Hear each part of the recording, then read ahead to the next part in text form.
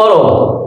তুমি ইংরেজি গ্রামারটাকে বুঝে পড়ো নাকি মুখস্থ করো, এটা আজকে আমি তোমার একটু পরীক্ষা করে দেখবো। ওকে, so there is a sentence written on the board and you have to say the meaning of the sentence and you will also say what kind of sentence it is, please. Without learning English, you cannot think of your modern life. English শেখা ছাড়া তুমি তোমার আধুনিক জীবন সম্পর্কে চিন্তা করতে পারবে না। এটা হচ্ছে simple sentence. Simple sentence. How can you understand that it is a simple sentence?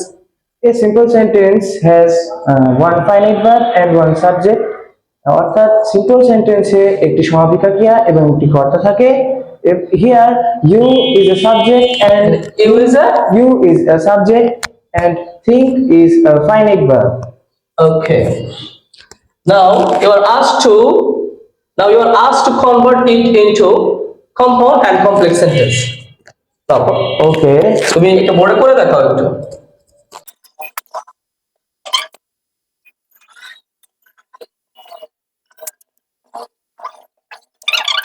এখন এটা কেন কম্পাউন্ড সেন্টেন্স হলো, কিভাবে বুঝতে পারলে এটা কম্পাউন্ড সেন্টেন্স? এদিকে তাকায় বলো। আমরা জানি একটি কম্পাউন্ড সেন্টেন্সে দুটি ফাইনাইট ভার্ব থাকে অথবা যাকে সমাপিকা ক্রিয়া বলা হয় এবং দুটি সাবজেক্ট থাকে যাকে কর্তা বলা হয়ে থাকে এবং এদের সাথে একটি কোঅর্ডিনেটিং কনজাংশন ব্যবহৃত হয়। এখানে কোনটা কোঅর্ডিনেট কনজাংশন? কোনটা কোঅর্ডিনেটিং? এখানে কোঅর্ডিনেটিং কনজাংশন হচ্ছে অর হচ্ছে কোঅর্ডিনেটিং কনজাংশন, ঠিক আছে। এবং দুটো ভার্ব কোনটা?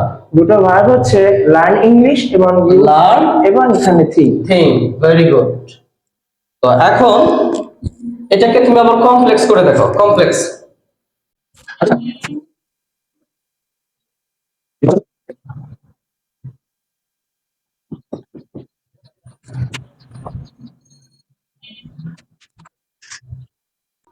এখন কি লিখলে একটু পড়ে শোনাও দেখি। কমপ্লেক্স সেন্টেন্সে if you don't learn English you cannot think of your modern life. এখানে যদি তুমি ইংলিশ না শেখো তাহলে তুমি তোমার আধুনিক জীবন সম্পর্কে চিন্তা করতে পারবে না। এটা কেন কমপ্লেক্স সেন্টেন্স, কিভাবে বোঝা যায়? আমরা জানি একটি কমপ্লেক্স সেন্টেন্সে দুটো ফাইনাইট ভার্ব থাকে এবং দুটো সাবজেক্ট থাকে। দুটো ফাইনাইট ভার্ব দেখাই দাও, কোনটা দুটো ফাইনাইট ভার্ব হচ্ছে লার্ন আর একটা হচ্ছে থিঙ্ক। হ্যাঁ, দুটো সাবজেক্ট হচ্ছে ইউ এবং আরেকটা ইউ। আচ্ছা, আর কি থাকে? আর একটি সাবঅর্ডিনেটিং কনজাংশন থাকে, সেটা হচ্ছে ইফ। ঠিক আছে, ধন্যবাদ। তোমার দুটোই সুন্দর হয়েছে।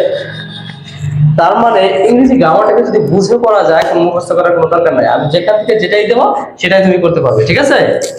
ওকে, ধন্যবাদ পরম শাহ।